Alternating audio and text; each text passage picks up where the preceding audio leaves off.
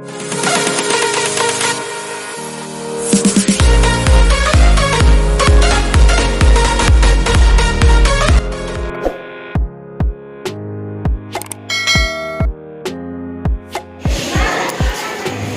है आप सभी का आपके द नॉलेज वर्ल्ड इंस्टीट्यूट के इस डिजिटल चैनल पे। आज क्लास 9th का जो हमारा बायोलॉजी है उससे हम लोग चैप्टर करने वाले हैं, जो चैप्टर 5 है जीवन की मौलिक इकाई, है ना। आप लोग इसको कर लीजिए जीव विज्ञान।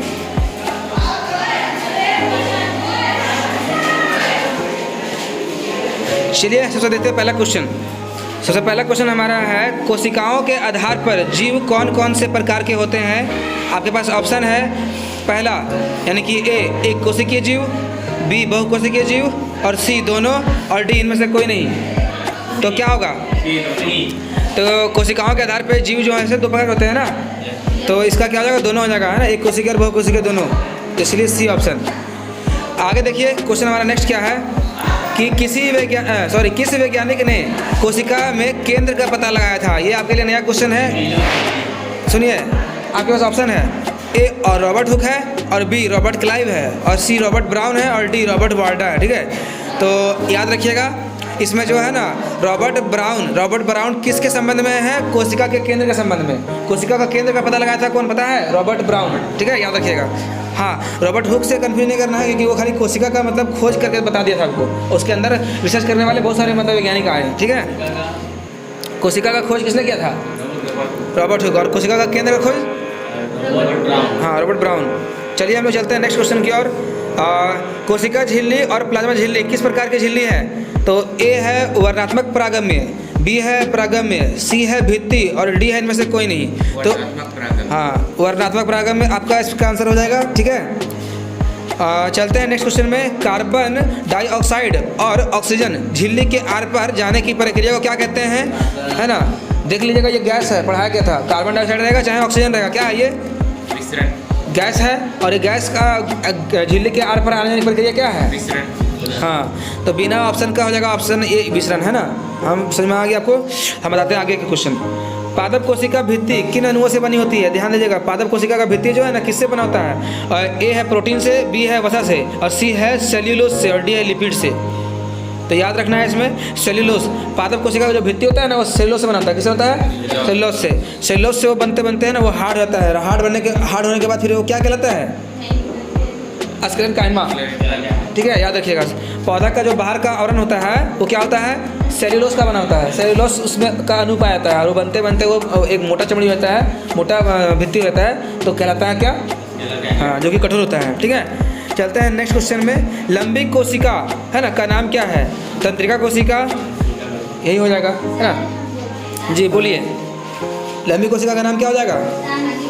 तंत्रिका कोशिका। इंग्लिश में न्यूरॉन टिश्यू, है ना। 7 नंबर क्वेश्चन है, वसा का संश्लेषण कहाँ होता है ना।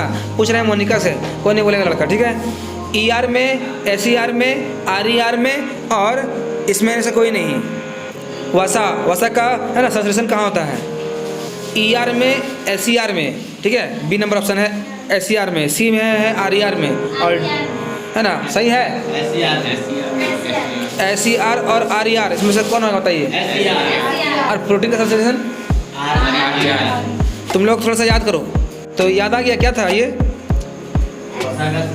वसा का संश्लेषण क्या होता है? SER। इसको क्या बोलते हैं इंग्लिश में? Soft endoplasmic reticulum. हाँ, इसका है सॉफ्ट एंडोप्लाज्मिक रेटिकुलम। हिंदी में मुलायम चाहे चिकनी अंतर्द्रव्यी जालिका। इसको क्या होता है? चिकनी अंतर्द्रव्यी जालिका। हाँ, चलिए चलते हैं नेक्स्ट क्वेश्चन में। प्रोटीन का संश्लेषण कहाँ होता है? देखिए क्वेश्चन आ गया, है ना। पूछते हैं इसे अभिषेक से, बताओ जी। ER में, RER में, SER में, इनमें से कोई नहीं। RER में मतलब हाँ प्रोटीन का, है ना, रफ एंडोप्लाज्मिक रेटिकुलम, है ना। और हिंदी में कठोर चाहे सख्त अंतर्द्रव्यी जालिका, है ना। हिंदी में ये होता है इसका स्पेलिंग। तो क्या हो जाएगा? RER। सही है। चलिए नेक्स्ट क्वेश्चन में। कोशिकांग में आत्महत्या की थैली किसे कहता है? पूछते हैं इस क्या नाम है नरगिस से। ऑप्शन क्रोमोसोम को कहते हैं कि लाइसोसोम को कहते हैं कि माइटोकॉन्ड्रिया को, कि इनमें से कोई नहीं? इनमें से गुणसूत्र कहाँ बनता है जी? किसके द्वारा बनता है? डीएनए और प्रोटीन से। ठीक है, चलते हैं क्वेश्चन नंबर 13 नंबर क्वेश्चन है कि किसकी उत्पत्ति सबसे पहले हुई थी? तो ये क्वेश्चन आप लोग लिए नया है, ये बता देते हैं हम। ठीक है, ये बनता है सबसे पहले है ना, वायरस बना था। क्या बना था? तो वायरस का उत्पत्ति सबसे पहले हुआ था। ठीक है, वायरस से ही आदमी लोग बना धीरे धीरे, है ना, याद रखना। मनुष्य में गुणसूत्र कितने पाए जाते हैं? हाँ, कितना जोड़ा? ऑप्शन है ए नंबर में 23 जोड़ा, बी में है 12 जोड़ा और सी में है 15 जोड़ा। ठीक है, तो बताया गया था क्वेश्चन कितना जोड़ा होता है और संख्या में 46। ठीक है ना। चलते हैं अगला क्वेश्चन।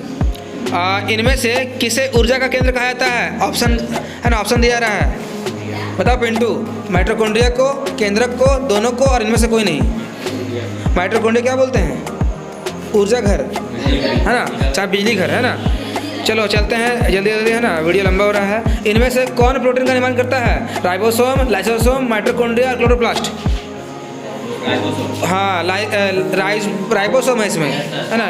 राइबोसोम क्या करता है? प्रोटीन का निर्माण करता है। ठीक है, रंगीन प्लास्टिड को क्या कहते हैं? जो पौधा में रंगीन रंग होता है, लाल पीला हरा ब्लू, है ना, हरा को छोड़ के लाल पीला, है ना, तो क्या होता है? क्रोमोप्लास्ट। क्या होता है? हाँ, याद रखिएगा, पत्तियों चाहे पौधों में रंगीन जो होता है ना, उत्तक होता है क्रोमोप्लास्ट। क्या होता है? हाँ। केंद्रक में गाढ़ा द्रव पाया जाने वाला द्रव का नाम क्या है? रसधानी है, केंद्रक है, रसधानी है, केंद्रक द्रव है, रस है, इनमें से कोई नहीं।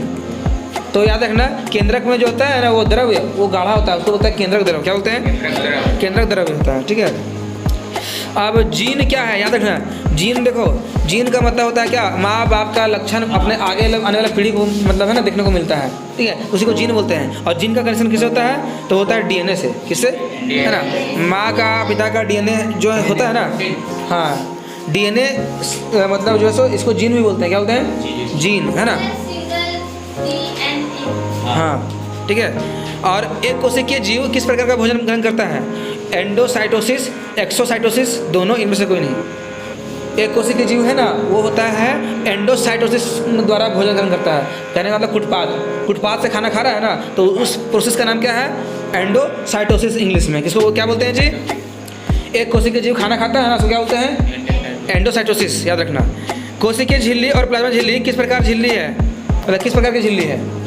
वर्णात्मक परागम्य, है ना। ये क्वेश्चन रिपीट कर गया है। ठीक है, जीव द्रव की सर्वप्रथम खोज किसने की? जीव द्रव की खोज जो है सो किसने की? पुराकज ने, रॉबर्ट ब्राउन ने, रॉबर्ट हुक ने और विर्चो ने। याद रखना, जीव द्रव जो रहता है ना, तो उसको खोज किया है पुरोकज ने। किसने? पुरोकज। ठीक है, याद रखना। हाँ, कुछ नया नया क्वेश्चन आप लोग को मिल रहा है ना। कोशिका की खोज कब हुई थी? बहुत ही ओल्ड क्वेश्चन है, 1665 में। हाँ, है ना। कौन खोजा था? ठीक है। वैसे जीव जिनमें, है ना, केंद्रक झिल्ली नहीं पाई जाती है, उसे क्या कहते हैं? है ना, अनुगित जीव, द्विगुणित जीव, यूकैरियोट और प्रोकैरियोट। बताओ। जीव के अंदर केंद्रक झिल्ली नहीं पाया जाता है ना, तो अगुणित जीव और द्विगुणित जीव और यूकैरियोट और प्रोकैरियोट्स। तुम लोग जरा सा याद करो। तो प्रोकैरियोट में नहीं पाया जाता है आपका केंद्रक झिल्ली, यूकैरियोट में पाया जाता है। ठीक है, याद रखिएगा। माइटोकॉन्ड्रिया की आंतरिक झिल्ली मुड़कर कैसी संरचना बनाती है? तो थाइलाकोइड जैसा, या फिर, है ना, सिस्टर्नी जैसा, या फिर क्रिस्टी जैसा, या फिर ग्राना जैसा। तो क्रिस्टी याद रखिएगा। ठीक है, एक नया क्वेश्चन। हाँ, मतलब माइटोकॉन्ड्रिया का जो झिल्ली होता है ना, क्रिस्टी सा होता है, घुरा हुआ। ठीक है, मतलब घुमा हुआ होता है। अब खाली जगह, है ना, वसा का संश्लेषण होता है। यानी कि वसा का संश्लेषण कहाँ होता है? ऑप्शन ER में, SCR में, RER में और लाइसोसोम में। ठीक है ना, तो SCR में आ गया ऑप्शन फिर से आपका। और किनकी उत्पत्ति सबसे बाद में हुई? पहले हुई थी वायरस की, तो बाद में किसकी हुई? कोशिका झिल्ली की, कोशिका भित्ति की, केंद्रक झिल्ली की, DNA की और RNA की। सबसे बाद में जो उत्पत्ति हुआ है ना, वो आपका हो जाएगा DNA की, है ना।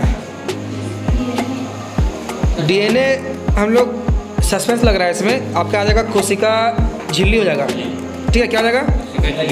हाँ, क्योंकि DNA नहीं लगता है। चलिए, कोशिकाओं की वृद्धि किसके द्वारा नियंत्रित की जाती है ना? कोशिका बड़ा होता है तो वो है सो कोशिका झिल्ली से होता है केंद्रित नियंत्रित, या फिर ग्लोजी का उपकरण से, या फिर केंद्रक से, या फिर माइटोकॉन्ड्रिया से।